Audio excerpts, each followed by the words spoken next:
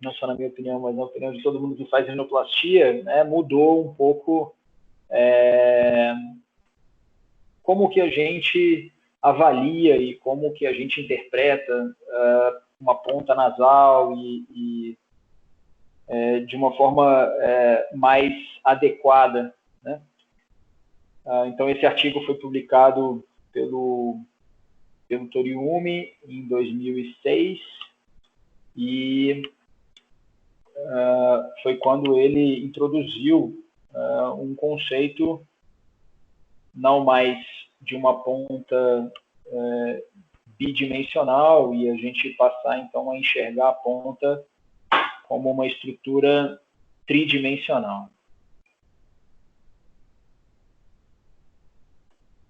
Só um minutinho que eu estou com... Joia. Vocês estão vendo aí, né? Certinho. Beleza. Então, como é que ele chegou nesse conceito e por que ele mudou, na verdade, essa interpretação da ponta, né? Então, ele fez uma pesquisa e aí ele foi atrás de várias pessoas que tinham os narizes agradáveis, de que ele achava que os narizes eram bastante agradáveis, bastante simétricos e eram narizes bonitos, né? E então ele começou a se perguntar, né, o que esses narizes que são agradáveis eles têm em comum, né? Foi quando ele resolveu introduzir então que a ponta ela não pode ser avaliada de forma bidimensional, como a gente conversou na nossa primeira aula em que a gente faz uma análise facial, na aula de análise facial, e sim a ponta deve ser uma estrutura tridimensional. Só fazendo uma correção, o artigo não é de 2006, o artigo é de 2009. Tá? Então, para que a gente possa fazer essa análise tridimensional da ponta, a gente tem que entender o que é o jogo de luz e sombra. Então, tudo que é mais brilhante, ele considerou como as estruturas mais próximas do observador e eram estruturas que tinham uma forma mais côncava, tá? E sombra eram estruturas que estavam mais distantes do observador ou estruturas mais convexas. Foi quando ele também entendeu, e já se falava um pouco sobre isso, que as antigas rinoplastias, para que atingisse, né, uma definição de ponta mais agradável, a gente precisava ressecar muitas estruturas. E que isso, com o passar do tempo, né, cicatrização da pele, cicatrização de todas essas estruturas manipuladas, ele começou a enxergar que os pacientes passaram a ter mais queixas funcionais e que essas estéticas elas não estavam, né, adequadas. Então, ele frisa muito que o importante não é ressecar, o importante sim é a gente reposicionar e estruturar, está errado aqui, estruturar as cartilagens, né, responsáveis pela ponta nasal, através também da reorientação desse sombreamento, ok? E lembrando que o nariz ele não é só uma estrutura estética, mas que ele apresenta uma função e de que ele também tem dinâmica, né? O nariz se movimenta no momento em que a gente sorri. Bom, e aí ele se perguntou, né, o que a gente precisa entender e saber, né, para que a gente chegue a uma ponta nasal ideal. A primeira delas é a gente saber fazer uma boa análise do nariz. Tá?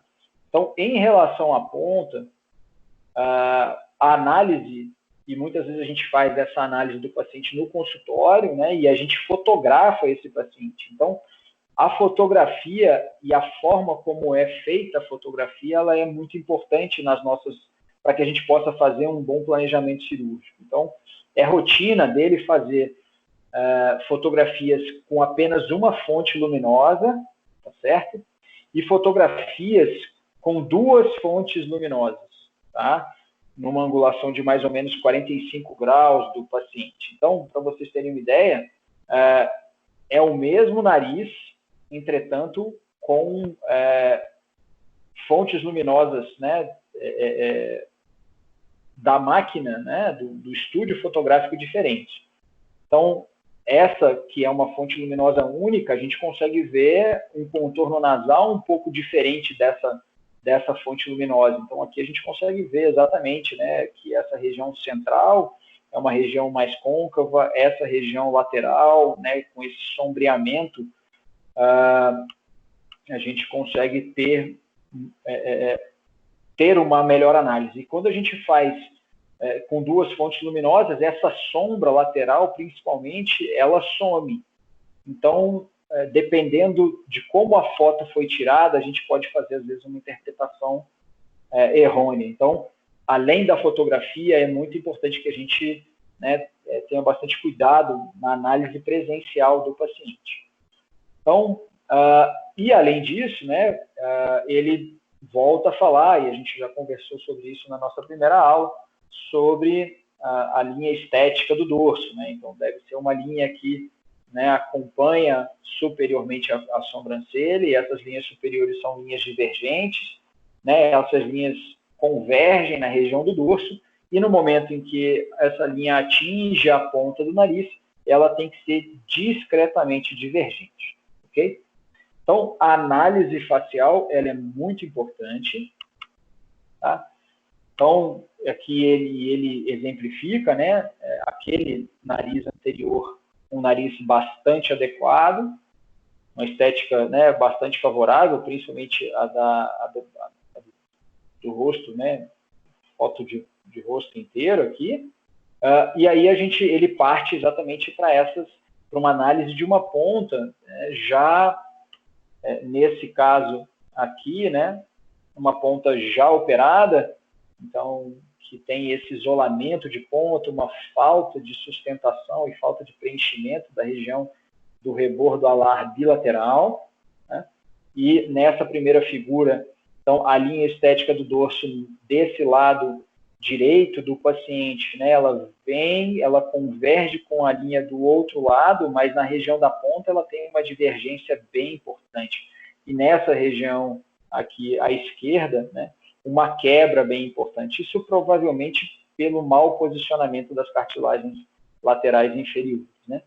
E essa figura do meio é o nariz clássico que a gente encontra até hoje, que foi um nariz, né, operado já há um certo tempo, numa época em que a gente não falava em rinoplastia estruturada, e sim numa época em que a gente falava apenas em suturas e ressecções exacerbadas para tentar chegar a uma definição de uma ponta mais satisfatória. Mas vocês podem perceber que, com o passar do tempo, né, essa ponta fica extremamente isolada, com um sombreamento lateral não agradável esteticamente, e aí quando a gente olha a função de base, provavelmente é um paciente que sofre, né, de obstrução nasal por conta dessa insuficiência de válvula nasal externa associada a esse pinçamento.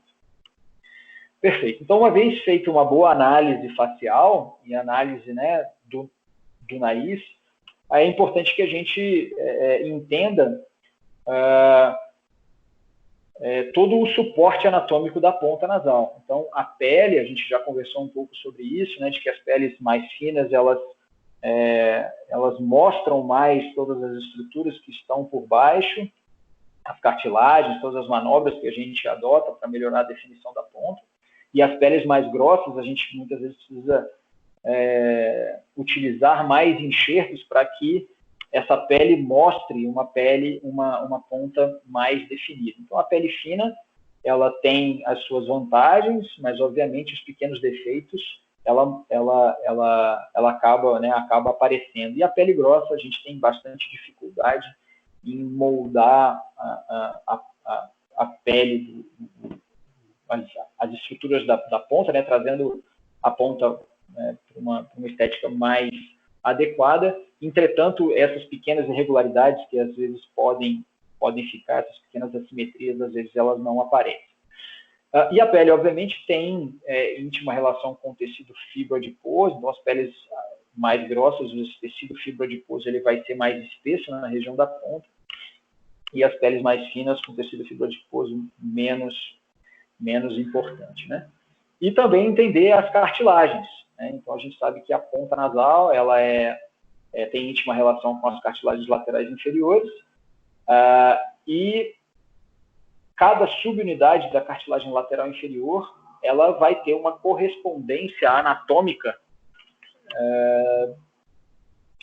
da sua porção externa, né? Ou seja, a região da columela em si vai estar relacionada, né, com as cruramediais e o footplate das cruramediais. A região do lóbulo da ponta vai ter relação com a cruz intermédia, tá? E a porção anterior das cartilagens laterais inferiores, tá? Da sua porção mais lateral, e a região do lóbulo da ponta e não diria do rebordo alar, mas sim da porção do lóbulo alar, né? As cruras laterais da cartilagem lateral inferior, ok? Além dessa relação com a anatomia das laterais, é importante que a gente entenda que as cartilagens mais fortes elas vão trazer uma melhor estrutura para a região da ponta, né? E, obviamente, que essas cartilagens mais côncavas também vão trazer um impacto maior jogando contra uma boa definição da ponta do nariz, ok? Então, essa figura é uma das figuras que eu acho que a gente precisa, né, dominar realmente, né, para saber se a gente tem alguma alteração na columela, quais são as estruturas que a gente vai manipular. Se a gente tem uma relação do lóbulo, quais são as estruturas que a gente vai manipular para que a gente chegue a um resultado satisfatório. Tá? Então, apenas uma correlação com o que a gente já falou, entendendo que a região da columela, tá, ela tem íntima relação com o footplate da cartilagem lateral inferior, né, das cruramediais. A gente sabe que essas cruramediais são provavelmente cruramediais longas e de que as cruramediais estão mais próximas. Quando a gente encontra uma columela dessa forma, né, uma columela mais alargada, e isso a gente sabe também que tem um impacto respiratório na área da válvula nasal externa, a gente já sabe que essas cruramediais elas estão afastadas, provavelmente são cruramediais mais curtas, que não chegam até a região da espinha nasal anterior, né, trazendo esse aspecto mais alargado dessa região. Então, para corrigir isso aqui, a gente precisa exatamente manipular essa região das cruramediais. Outra informação bastante importante, que a gente já conversou um pouquinho, é exatamente a angulação e o posicionamento das cruras laterais, né? Então, esse é o posicionamento ideal das cruras laterais. Então, se a gente fizer um corte, né, vertical, né, no longo trajeto das cruras laterais, a gente precisa ter a sua borda cefálica, tá, um pouquinho acima da sua borda caudal, ok? Então, isso é o que a gente pretende com o reposicionamento, com as suturas e com a utilização de enxertos, tá? Diferente desse modelo, né, desse tipo de posicionamento das cruras laterais, em que a borda cefálica tá em um plano completamente diferente da borda caudal, ok? Então, esse tipo de alteração e de posicionamento vai nos trazer uma ponta nasal mal definida, uma ponta nasal pinçada, né, faltando preenchimento dessa região mais lateral, né, do lóbulo do do lóbulo da asa, ok?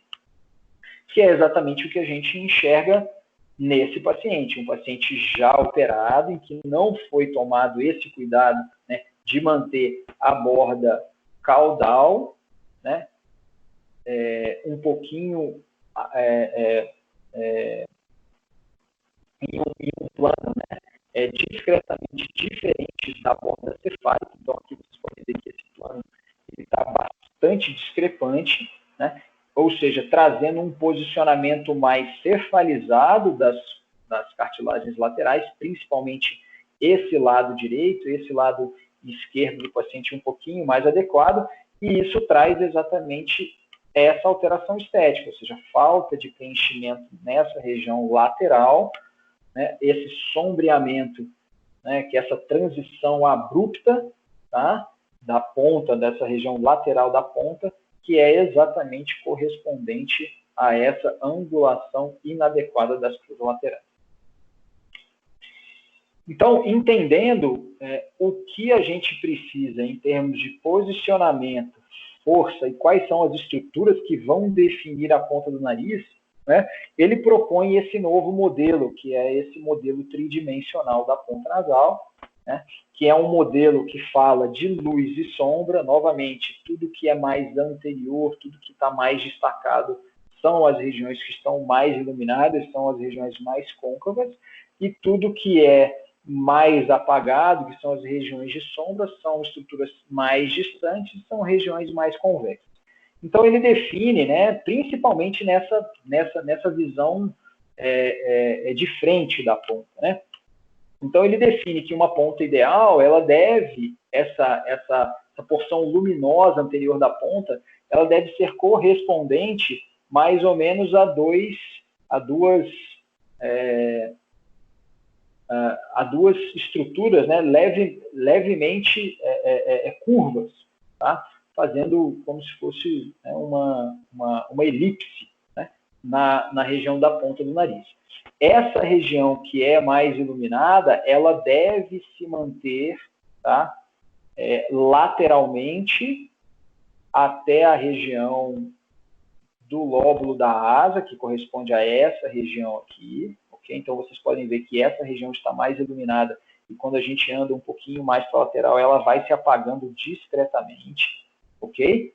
Assim, o mesmo do outro lado, né? Quando a gente olha para uma região que é a região do supratip, a gente vê que aqui tem uma ligeira sombra, ou seja, a ponta está mais destacada em relação ao dorso, e a gente vê uma linha, né, uma linha mais sombreada de transição na região do supratip, que se intensifica mais na região lateral. Isso define, então, uma ponta nasal mais agradável, uma ponta nasal mais adequada. Na região do lóbulo da ponta, né, inferiormente à região do tip defining point, que a gente chama, que é essa região mais iluminada, também. Então, ela vem, né, essa luz vem se apagando discretamente até a região realmente da columela e da região do ângulo nasolabial numa vista frontal. Ou seja, essa região aqui, ela precisa ser mais côncava, né, passando nessa região da columela para uma região mais reta, e assim nessa região da transição angular, ela ser realmente mais, ter esse sombreado mais intenso, tá certo? A mesma coisa na região do dorso. Então, a linha dorsal, né, a gente consegue ver essa simulação, né, que essa linha dorsal que anteriormente a gente conversou, através desse jogo de luz e sombra, a gente consegue perceber que isso se mantém. Então, na região do dorso, principalmente do terço médio do nariz, essa região mais superior deve estar mais côncava, deve ser mais próxima ao observador, por isso ela vai ter, então, vai estar mais iluminada. E essa transição lateral, sendo ela, e tendo uma sombra mais lateral, bilateralmente, trazendo, então, esse dorso, né, e formando essa linha estética da ponta, e aí linha estética do dorso, desculpa, com essa divergência na ponta do nariz.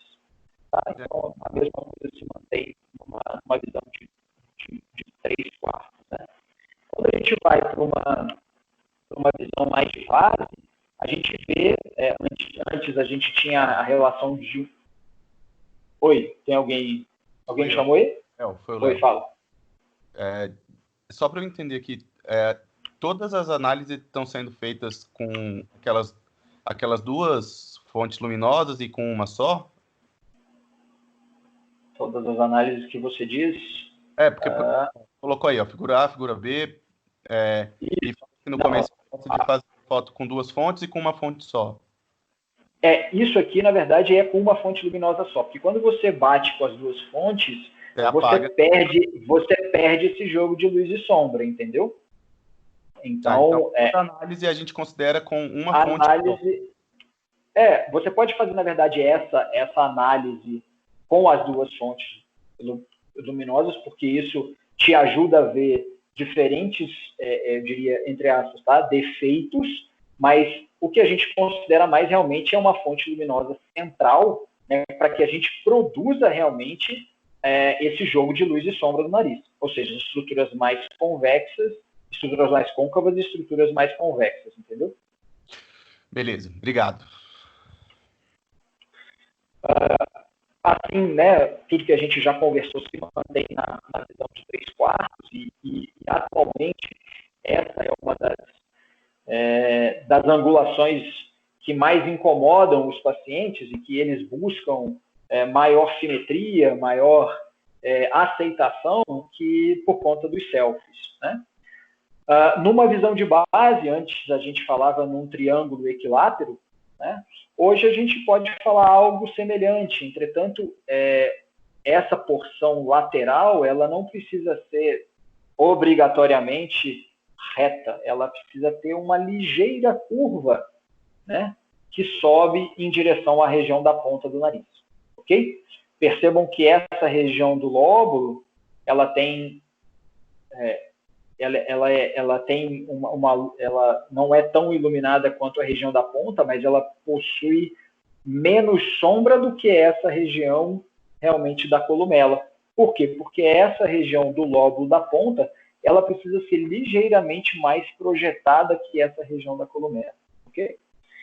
Na visão de perfil, a gente não tem tanta alteração, por quê? Porque é, de fato, uma análise bidimensional.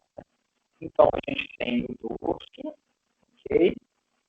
E aí, nessa região da transição da ponta, do dorso para a ponta, a gente tem uma pequena quebra, né, que é o supra-teeth grade, que a gente chama.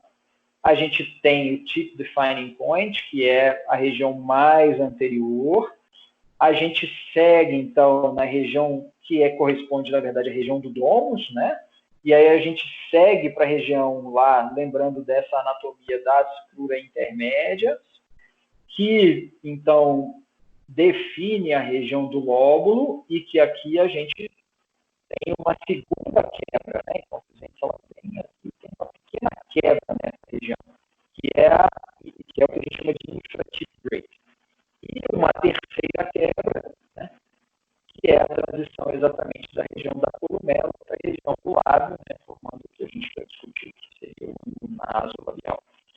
E essa relação mais inferior, né, desse infra-teeth grade, é o que a gente chama desse ângulo lóbulo, tá, entre o lóbulo e a columela, tá? Esse ângulo lóbulo columelar. Então, eu fiz questão, novamente, de colocar, né, a anatomia da cartilagem lateral inferior, com suas cruras mediais, o foot plate, as suas cruras intermédias, a região do domus e as cruras laterais, para a gente não esquecer, ok, que essas estruturas, o que essas estruturas correspondem quando a gente, né, transfere essa anatomia para a anatomia estética do nariz, ok? Apenas uma curiosidade, no momento em que a gente tem um paciente de pele fina, tá? Essa diferença aqui, a gente já discutiu também sobre isso, tá? Do teeth defining point para a região do dorso, para criar o supra-teeth grade, a gente tem náspers ímpares de perifina, a diferença tem que ser de mais ou menos 6 a 8 milímetros, para que a gente consiga uma quebra adequada, e em pacientes de pele grossa entre 8 e 10 milímetros. Então, uma vez definido isso, né, não basta você dizer o que é ideal. Então, o Toyomi, em 2009, descreveu o que ele faz, como é que ele estrutura essa ponta, tá, para chegar a esses resultados. Okay? Então, começamos pela análise da base, então ele mostrou o que ele utiliza de enxertos para a estabilização da base. Então, aqui está o nosso famoso SEG, Septal Extension Graft, tá? Que é o famoso extensor septal. Nesse caso, ele fixou o extensor septal lateral, então vejam vocês aqui, né? O septo nasal, uma visão superior. Aqui ele separou as cartilagens laterais superiores do septo, certo? Aqui estão as cartilagens laterais inferiores, rebatidas lateralmente, e a gente tem uma vista do nariz superior, ok? Uma vez posicionado o Septal Extension Graft, ele vem e reposiciona as cruras laterais e a região das cruras mediais, as cruras intermédias, né? Então ele aproxima as laterais no extensor septal, utilizando, né, a técnica que a gente chama de tongue and groove, que é o quê? Que são essas suturas, né? Então ele sutura as cruras mediais e a crura intermédia no extensor septal, ok? Então, é a escolha dele para a estruturação da base. E ele ainda cita, né, no artigo dele, que além de dar sustentação para a ponta, né, deixar essa ponta na posição que ele deseja, é possível você moldar esse extensor septal de duas maneiras. Se você quiser reduzir a rotação do nariz, ou seja, aquele nariz de porquinho, né, que a gente consegue enxergar a narina, né, uma visão de frente, você pode confeccionar um extensor septal com uma base mais larga superiormente. Isso faz com que o nariz alongue, tá certo? Em termos de comprimento vai ser maior, e a rotação vai diminuir, tá certo? Esse ângulo vai diminuir. Assim como se você tem uma ponta mais pitótica, nesse caso, você pode confeccionar o seu extensor septal ao contrário. Então, você projeta essa pitótica, né, com uma columela mais intruída e essa região do ângulo, né, bastante agudo, você pode confeccionar, então, o seu extensor septal de forma contrária, ou seja, virar o extensor septal com uma base mais alargada inferiormente para projetar essa região da columela e da transição e do ângulo, né? Mas melhorando esse ângulo, ou seja, aumentando essa angulação e reduzindo, então, o comprimento do nariz. Então, se você roda o nariz, você reduz o comprimento dele e você melhora essa relação lábio-columela. Outra forma que ele cita é esse extensor septal, só que a forma que ele fixa esse extensor septal são com duas cartilagens superiores e duas cartilagens inferiores. Eu, particularmente, acho extremamente difícil a gente conseguir fixar esse extensor septal na espinha nasal anterior, né, passando esses pontos na região óssea. Enfim, eu particularmente, nunca fiz esse tipo de fixação, mas é uma das escolhas do Torium. Bom, então, uma vez que a gente já fez já estruturou a região da base, né, da columela e cruz intermédia, a gente vai partir, então, para a manipulação das cruzes laterais, né? Uma das formas da gente melhorar essa relação é reduzindo o tamanho das cruzes laterais. Então, antigamente, essa redução, né, que é a retirada, né, de parte da porção cefálica das cruzes laterais, ela era feita de forma bastante agressiva. Então, a gente deixava, né, aqui mais ou menos 6, 7 milímetros, né, na tentativa de melhorar a definição da ponta. E o que a gente passou a notar que não é tão efetivo, porque essa região, como a gente já viu em outras aulas, essa região da transição da lateral inferior para a lateral superior é um dos pontos de sustentação da ponta. Então, se você resseca essa cartilagem, qual que é a tendência do remanescente? Cefalizar. Então, e uma vez cefalizada, ela perde preenchimento do rebordo alar, ou seja, dá aquele aspecto de nariz pinçado, certo? Então, toda vez que a gente for manipular essa porção mais lateral, é importante, novamente, a gente identificar a forma, identificar o tamanho e identificar a posição. A tendência hoje é a gente deixar as cruras laterais maiores e trabalhar mais com reposicionamento do que trabalhar com ressecção para melhorar a definição dessa região, ok?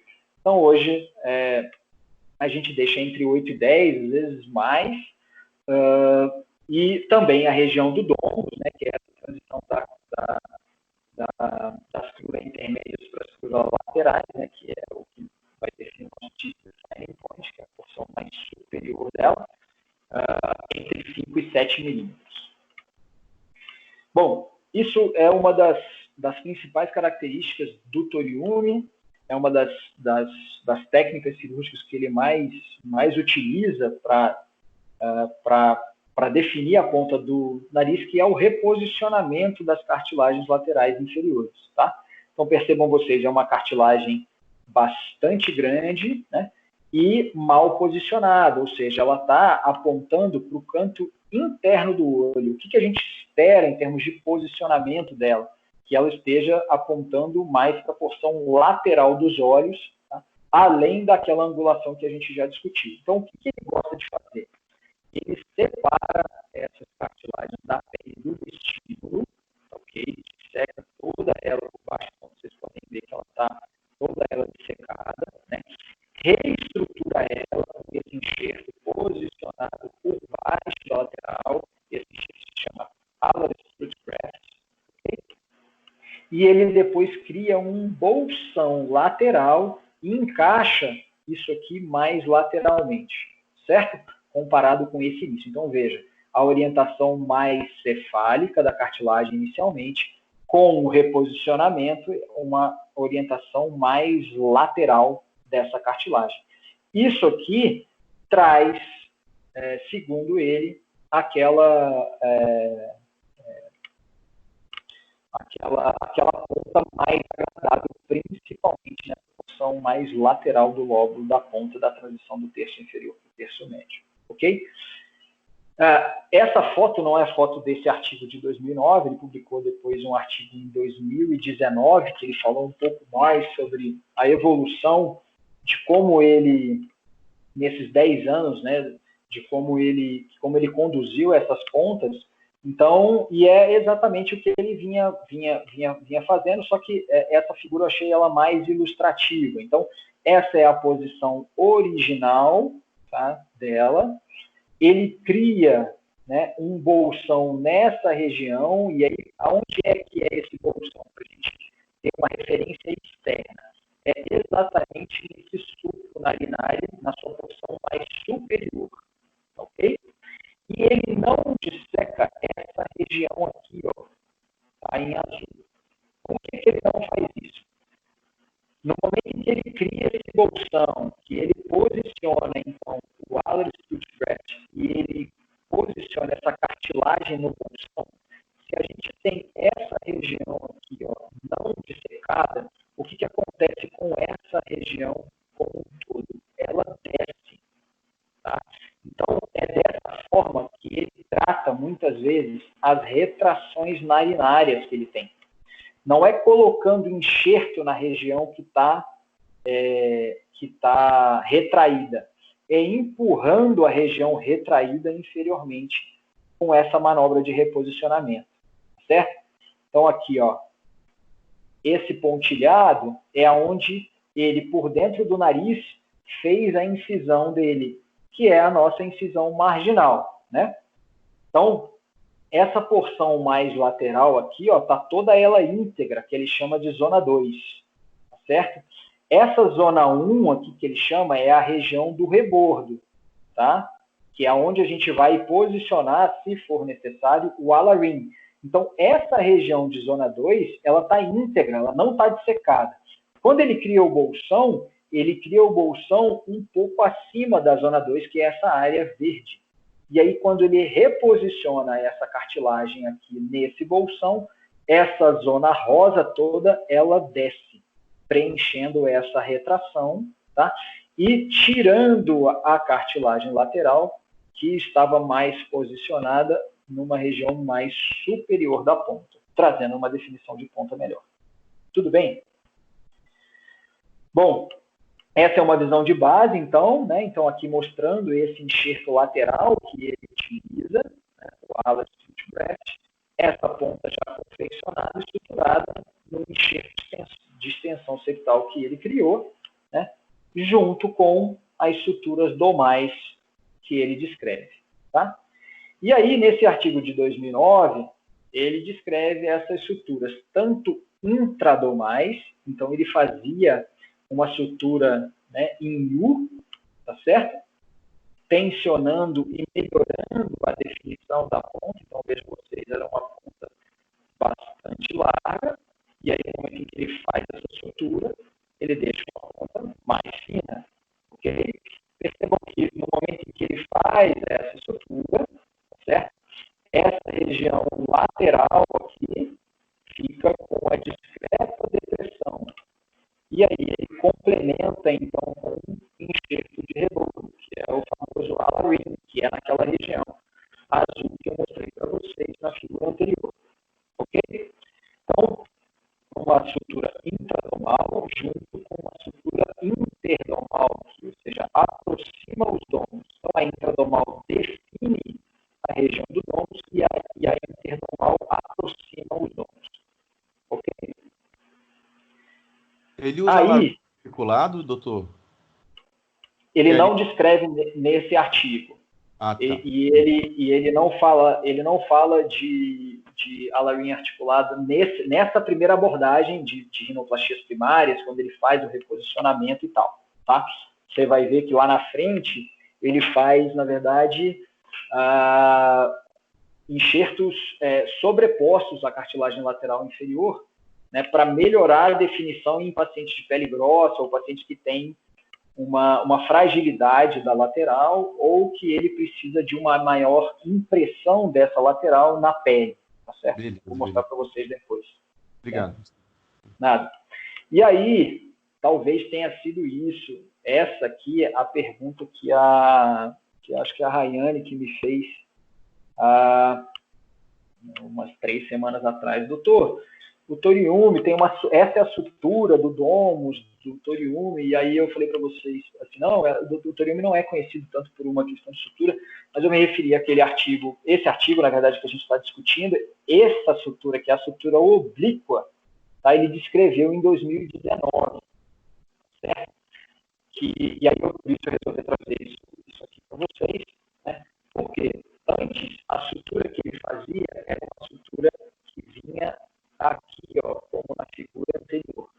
O que ele passou a fazer? A fazer essa estrutura oblíqua, porque dessa forma ele percebeu que ele consegue definir o domus de uma forma melhor e ele consegue fazer com que o rebordo caudal mude de posição em relação ao rebordo cefálico. Vocês entenderam essa estrutura? Tá? Então, com essa sutura, o rebordo caudal eleva e o rebordo cefálico desce. Lembra que uma das características de uma ponta pinçada é quando a gente tem o contrário, quando o rebordo caudal está mais inferior que o rebordo cefálico. Então, com essa sutura oblíqua, e aí algumas pessoas falam, essa sutura oblíqua do toriume, então, talvez tenha sido isso que ela me perguntou. Se não foi isso, depois você me pergunta de novo, Rayane. Ok? E aí, nesse artigo de 2019 também, uma outra forma que não com sutura, que ele consegue, né, abaixar a porção cefálica e elevar a porção caudal da lateral inferior, é através desse enxerto, que é como se fosse um cap graft, tá? Que ele coloca na região do domus, e aí ele faz essa tração, né, desse cap, né, apenas na porção mais cefálica da lateral, ou seja, elevando a porção cefálica, fixando apenas na porção caudal da lateral, elevando a porção caudal e abaixando a porção cefálica. Voltando então a falar sobre o Alarin, o rebordo, né, enxerto de rebordo alar, ele descreve que o ideal seria um Alarin de 2 a 3 milímetros de largura, com extensão de mais ou menos 12 a 15 milímetros de extensão, e esse Alarin ele é posicionado num pocket, tá, criado exatamente nessa região do rebordo internamente, e ele também adota essa pequena sutura, né, nesse tecido fibroadiposo internamente, para que esse Alarin não saia de posição. Complementando, então, essa definição da ponta, é importante que a gente olhe para a região da base e, se for necessário, que a gente faça os ajustes, né, adequados para que a gente tenha, então, lembra daquela relação dos narizes caucasianos, que deve ter relação com o canto interno dos olhos. Então, aqui ele cita essa incisão, né,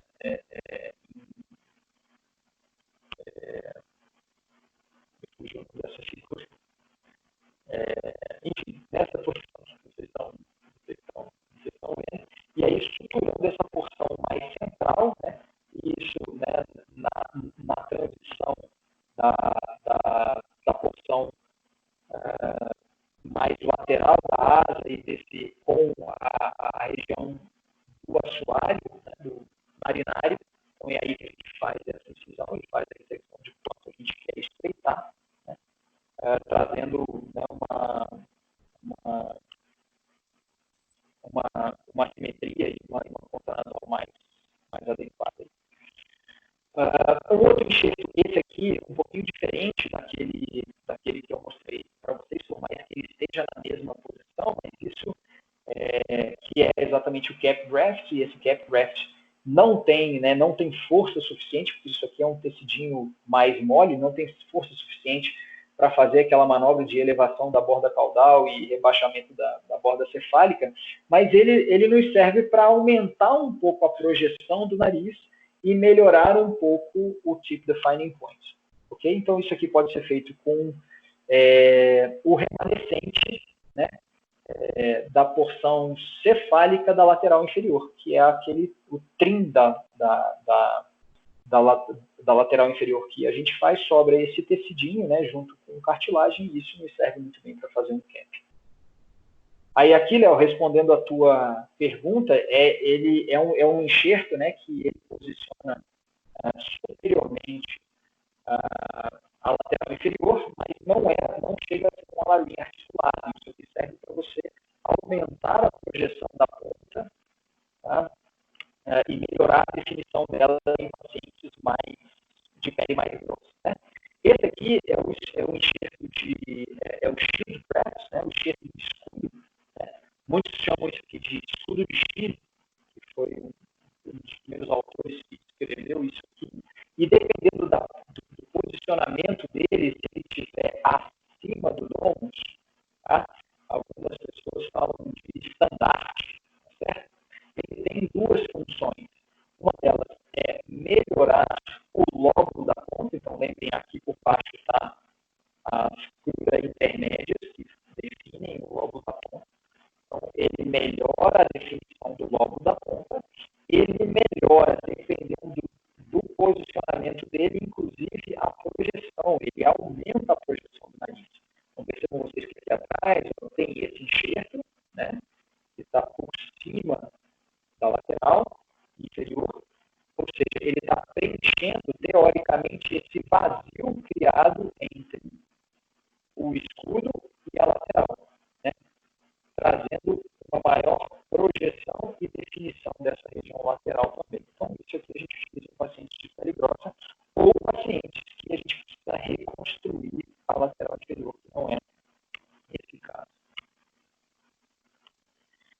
trouxe para vocês alguns casos que ele mostra no artigo dele, né, adotando essas técnicas. Então, assim, uma paciente de pele fina, que tem um dorso alto, tem uma columela, né, um pouquinho doída, o lóbulo da ponta não muito bem definido, né, e que, né, adotando essas técnicas, né, ele consegue, né, transformar um nariz, né, com uma giba, né, com um perfil mais satisfatório, melhorando então a rotação do nariz, uma relação asa-columela bastante adequada.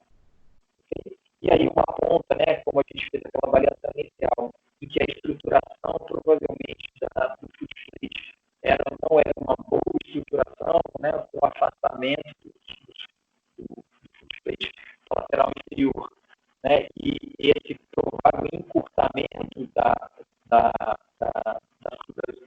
mediais, desculpa, com uma melhor estruturação dessa região, a gente consegue transformar essa ponta, essa narina, né, bastante estreita, numa narina mais adequada, né, com um fluxo de ar bem mais adequado, né, provavelmente melhorando a função nasal dessa paciente. E uma ponta ligeiramente logosa, uma ponta um pouco mais triangular, né, e conforme ele definiu, com essa ligeira curvatura em relação ao tipo defining point. Assim como numa visão de 3/4. Então, aqui vocês percebam que o nariz, né, uma impressão de ser um nariz mais longo por conta da ptose da ponta do nariz. Quando você melhora a rotação da ponta, você encurta o nariz um pouco, né, trazendo uma melhor harmonia em relação à face. Aqui já uma paciente com uma pele mais espessa, né, uma pele, comparado com esse caso, não, uma pele intermediária, que com um reposicionamento, né, com Alder-Stitch Graft bolsão, ele consegue trazer uma ponta mais rugosa, uma ponta bem mais definida, né, trazendo essa transição do terço médio para o terço inferior, bem mais agradável, e não essa concavidade que existia anteriormente. Ok? No perfil, então, a gente vê um dorso até, né, bastante razoável, mas a transição ponta-dorso é muito ruim, não temos um superfície break bem definido. Né? E essa angulação, né, a relação lóbulo, columela e columela, né, lábio superior também não muito adequado, e aí quando você aumenta essa projeção, que provavelmente ele fez aqui, você melhora tudo isso. Né? Inclusive essa relação asa-columela discreta, né? A narina é discretamente aparente nessa visão de perfil, e aqui melhora essa relação. E quando você vê a visão de base, uma ponta mais realmente globosa, e aí com essas técnicas ele consegue triangular melhor a ponta. E aqui, na minha opinião, né, a incidência fotográfica que teve maior impacto realmente nessa de 3/4, que a gente vê, né, aquela bolinha na ponta, uma ponta realmente mal definida, globosa, e aqui o perfil, 3/4, e com essas transições, né, que a gente considera como ideais bem mais marcadas. Aí. E outro caso dele, né, um paciente, né, com traços asiáticos, né, que é característico dessa raça, né, de ter o nariz com um dorso mais selado, falta projeção no dorso, uma ponta com pouca projeção, as cartilagens bastante frágeis, pouquíssima cartilagem septal, né, e aí que ele parte com uma cirurgia obviamente um pouco maior, com aumento do dorso, então todo mundo gosta, né, do que a gente chama one piece cartilage, né, então ele não usa face temporal com cartilagem picada, ele usa um pedaço de cartilagem inteiro na região do dorso. Então, foi a técnica que ele utilizou aqui, com bastante estruturação, com enxertos de costela, né, para alongar esse sexo, para aumentar esse sexo e para, obviamente, melhorar, né, essa transição do terço médio para o terço inferior, né, essa concavidade que existia aqui, deixando essa região bem mais agradável, criando uma ponta mais simétrica e adequada para esse gosto. Então, você tem aqui uma ponta extremamente mal definida, né, a região, essa relação columela, lóbulo, né, com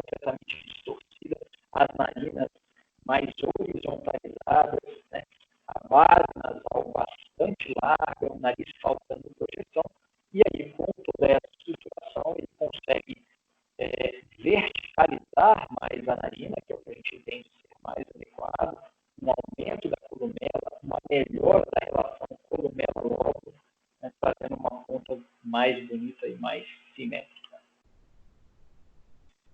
Eu acho que esse é o último caso que demonstra, é um caso secundário, então, de novo, com aquele estigma que a gente discutiu inicialmente, uma ponta nasal pensada, falta de estruturação da porção lateral, essa transição abrupta, né, da região do tip defining point para a região do lóbulo da asa, então com essa depressão lateral, nos mostrando que falta estruturação na porção lateral do nariz, né, uma columela pendente aqui, né, aquela quebra do infrative break não muito bem marcada, falta o supratip break, uma discreta chiva residual na região do dorso, né, e aí com essas técnicas de reestruturação, de reposicionamento, a gente percebe, né, que essa condição fica muito mais suave, aquela sombra lateral some, né, ele traz essa cartilagem que anteriormente estava cefalizada aqui,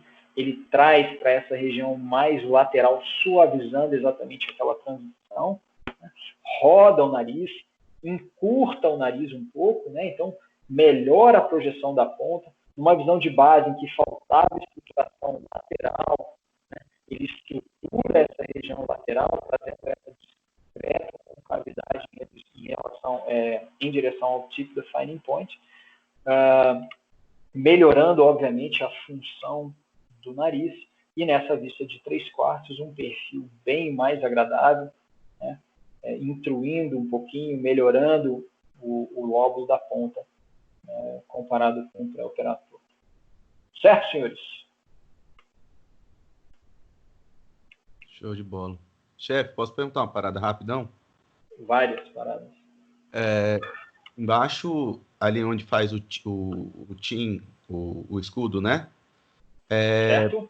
Como, na minha cabeça, assim, eu só vi fazer uma vez, eu não entendo muito como que isso não vai atrapalhar, por exemplo, a columela ou atrapalhar o flut plate alargado. Então, por isso que você tem que selecionar bem o paciente que você vai fazer isso aí, né? Você tem toda a razão. Se você posiciona, cadê a foto? Tá bem no final. Aqui, ó. Se você pensa só, se você posicionar, você está vendo a minha seta? Não tá. Peraí. Tô. Ah, não, é a minha. Consegue ver minha? Não, é a minha. Vê se você consegue ver. Consegue agora. Beleza. Ah. Vamos supor que a tua intenção seja apenas melhorar o lóbulo, tá? Que é essa região aqui, ó. Ok? Que é a região da cruz intermédia, certo? Beleza. Se você cortar o enxerto aqui, ó, e deixar só essa região aqui do lóbulo, você concorda comigo que vai formar o lóbulo e na transição do lóbulo para a columela você vai ter uma depressão? Concordo. Por isso que o enxerto ele precisa ser da columela ao lóbulo. Entende? Então, um dos efeitos desse enxerto é fato que, dependendo da largura desse enxerto, você pode alargar a columela numa visão de base. Eu concordo plenamente com você. Tá? Então, o que você tem que cuidar? É quanto você quer projetar isso aqui, tá? Numa visão de perfil, ou seja, quanto você quer mostrar mais a columela e o lóbulo da ponta, tá? Em relação à tua asa, entende? Essa é uma delas, ou seja, isso vai depender da grossura desse enxerto, essa é uma coisa. A extensão dele significa o que você quer definir e projetar, ok? Então, se você estiver acima da ponta, que muitas vezes, e tem gente que faz isso em pele grossa, e não coloca enxerto atrás dele aqui, em cima do domus, ou seja, você vai estar projetando o nariz, você vai estar aumentando o tamanho do nariz, tá? Da ponta do nariz em si, ok? Ok. Entende? Então, essa sua preocupação, ela é muito pertinente, né? Então, mas para que você tenha o efeito desejado, é só você cuidar da largura, da espessura e do posicionamento dele, entendeu? O que você não pode, e é por isso que é muito importante a gente entender, e isso eu bato na tecla com vocês sempre. Se eu tenho um problema na columela, por que eu vou mexer na cruz intermédia? Se eu tenho um problema de lóbulo da ponta, por que eu vou mexer no footplate? Entendeu? Se eu tenho uma ponta que ela está cefalizada, tá certo? O posicionamento dela, o tamanho dela fazem diferença. Ou seja, vocês têm que enxergar na estética do nariz o que tem por baixo da pele, quais são as estruturas das cartilagens laterais inferiores que se relacionam com aquilo que os incomoda e vocês desejam mudar.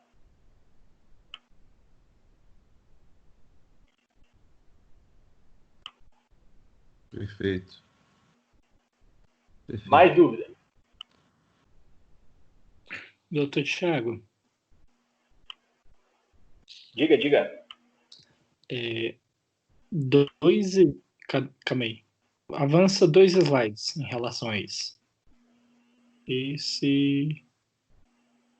Acho que mais um. Tem um que é tipo um que faz esse aí. Eu só não entendi esse na figura D aí, como que resseca essa pontinha que fica nessa correção da abertura da narina e do estreitamento. Aqui em cima, que você está dizendo? Isso aqui? Isso. Aqui? Então, provavelmente, no momento em que você apertar esse ponto, essa figura não está... Esquematicamente, não é isso que a gente deseja, né? A gente não pode ficar com essa projeção de tecido, exatamente. A gente quer que seja ele todo contínuo, né? Conforme o desenho. Que seria isso aqui, na verdade, né? Tá vendo aqui?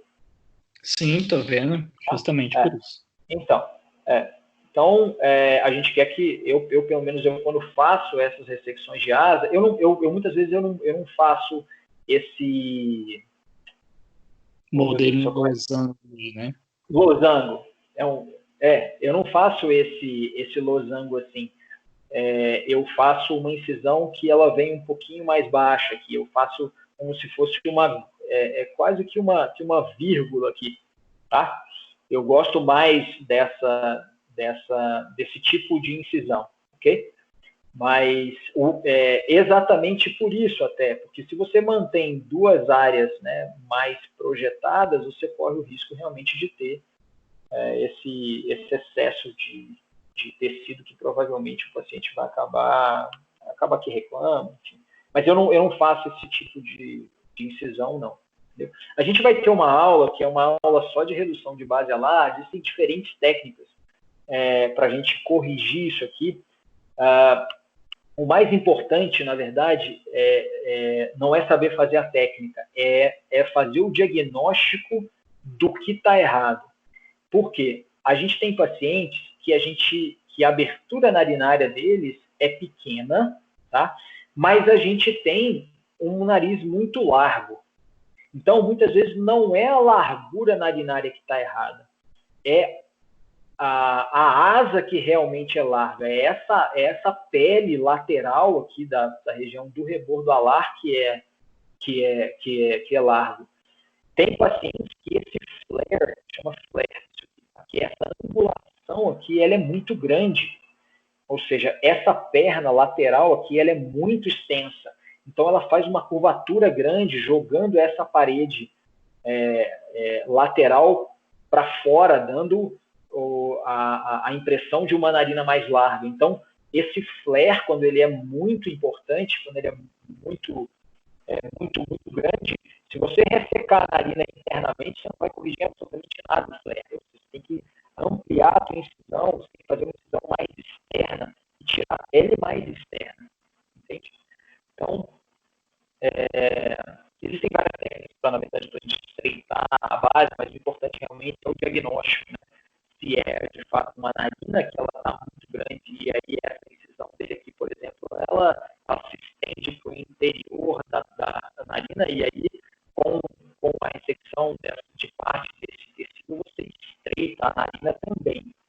de modificar, obviamente, o posicionamento da porção lateral. Entendeu?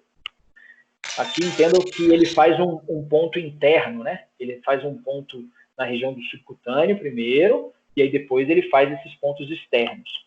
Eu não faço, já fiz isso aqui, enfim, hoje eu só suturo, como ele suturou aqui nessa região lateral. Mas a decisão é diferente. Não entendi, sim.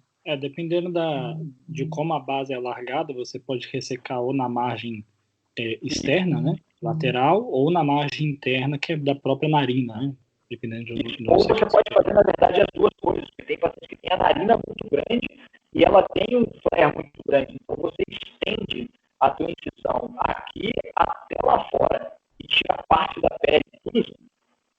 E aí vem suturando daqui para lá. Entendeu? Sim, entendi. Show de bola, obrigado, doutor.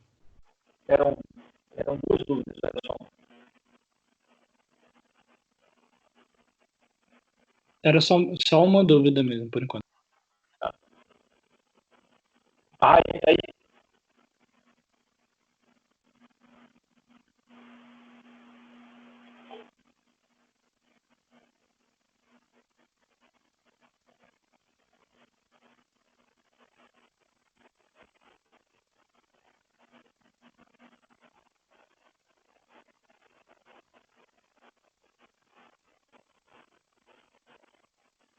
Bom, acho que não deve estar. E se não foi a Rayane, foi alguma outra pessoa que me perguntou sobre essa estrutura aqui? Chefe, tá meio que falhando o seu áudio, mas a Rayane mandou a mensagem aqui no texto falando que era isso mesmo. Era essa estrutura oblíqua aqui. Acredito que tenha sido essa mesmo. Eu até dei uma pesquisada também que eu fiquei curioso, eu achei um artigo do Toriumi desse ano, falando de uma sutura lá, mas eu acho que era dessa aí, porque ela falou que era essa. Era essa aqui. Essa sutura oblíqua, né, que reposiciona isso aqui. Perfeito. Tem outras suturas aqui. E aí, quem for dar aula de sutura de ponta, tem uma sutura de um cara chamado Kovacevic, que é uma sutura que foi escrita anteriormente à do Toriumi, que também tem esse efeito. Então, tem pessoas hoje que têm feito sutura só nessa porção mais cefálica do tômus, tá?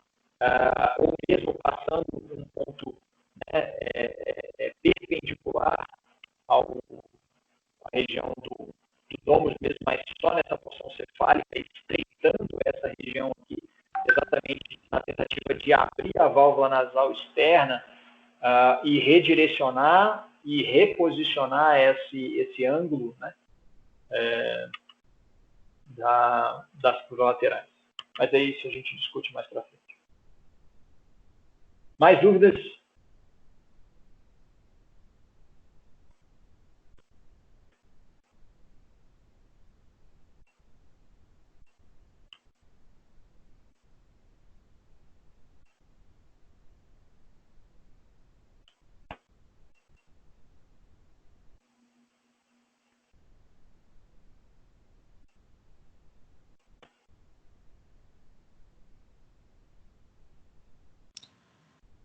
Acho que é isso, chefe. Então, beleza. Então, boa noite. Me desculpem só o horário, que hoje eu tive uma reunião às 8 e aí não pude começar antes, tá bom? Então, a gente segue com a nossa programação na semana que vem, ok? Um abraço a todos, boa noite. Se cuidem, bom descanso. Na segunda-feira, Bachega volta, chefe? Até onde eu sei, volta, cara. Beleza. Tá? Se ele não voltar na segunda-feira, eu faço com vocês a aula, não tem problema nenhum. Perfeito. Valeu, chefe. Então, Tá boa noite. Obrigado, um abraço. Beleza, valeu. Um abraço. Boa noite. Um abraço. Boa noite, gente. Boa noite.